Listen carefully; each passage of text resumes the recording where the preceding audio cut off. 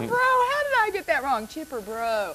I just want to comment on your hair, Chipper Bro. Oh, thank you. It looks really good, and you look good. I mean, generally, your general appearance looks good. I want to know, I mean, I love the shirt. I borrowed these pants because I didn't have anything decent enough to wear, but I'm proud of my shirt. I wore it last show, but I don't think we talked about it at all.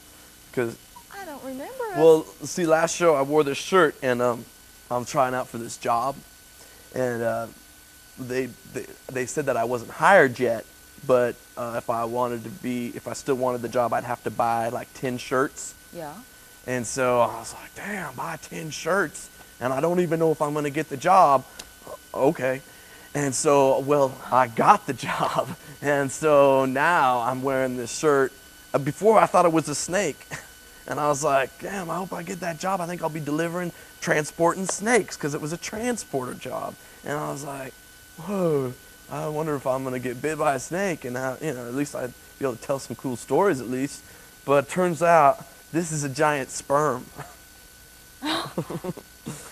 So it's kind of a love snake. I couldn't wear it when I first got the job. They hired me, and I put on my sperm shirt, and they were like, no, you haven't earned that status.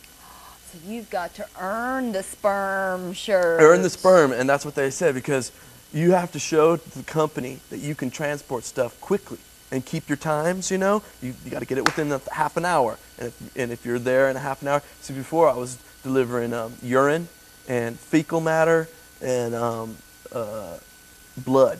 And once I showed them that I could get that stuff to the hospital in time, wherever they were sending it, right, then they were like, okay, you're a part of the sperm crew.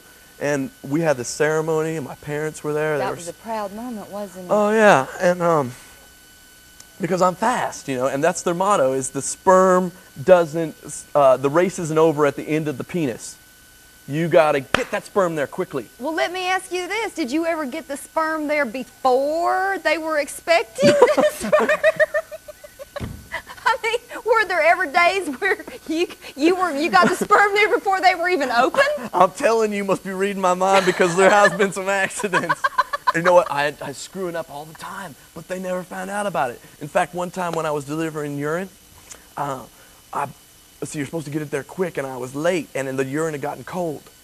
And I came inside, you have to enter from like the service area of the hospital, and they have those gigantic microwave ovens. They're like industrial size. And I'm thinking, well, I could heat it up in the microwave. I'll just put it in for a few seconds. I would thought that too, yeah. And I did it, just a couple seconds. And I got it out of there, and I was like, damn, it was burning my fingers. Oh, no. I had to hand it to the lab tech with potholders. Lord God have mercy. She didn't say a thing. Those lab people, they're like robots. They didn't even notice that it was steaming? No, they don't respond at all. They're just like, rec number 3974, stamp, stamp, hand you back the paper, and you're on your way. Well, okay, I was delivering the sperm crew. Now it's like, no screw-ups, no screw-ups. And I get to the hospital, and I've got this paperwork for some guy's sperm. Horatio somebody, and I'm like looking around, nothing matches Horatio somebody. I'm looking around, I don't have the sperm. I left it at McDonald's. I had brought my little tote bag in. I don't know, I thought I grabbed everything. I grabbed my bag and my drink, but with not the sperm. With not the sperm? And so I'm like, I don't have time to go back to McDonald's. Am I gonna get fired? And so I thought, well, I could come up with some sperm. That's not a problem. And so if it wasn't for the fact that I didn't have a car of my own, I had to borrow my brother's old milk truck. He just got a new milk truck. They don't have any doors. Right. And so I'm like trying to take care of business to create a sperm sample, right, and there's no doors.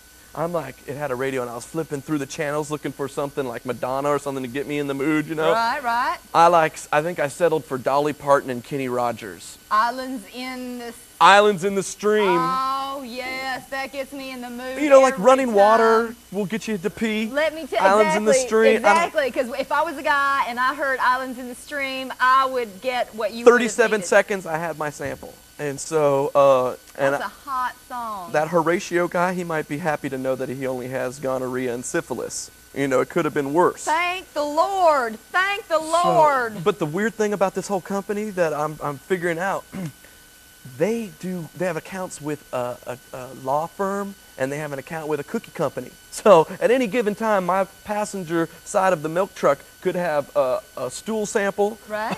next to a big basket of cookies, you know, all Or brownies. made pretty, brownies. Well, the thing was, I could always steal a chocolate chip cookie every now and then because it was like they weren't counted. They were just in a basket. I could steal like 2 or 3. Well, this one time I was going to deliver a stool sample, and I looked in the mirror just to see if I looked okay, and I had chocolate all around my lips.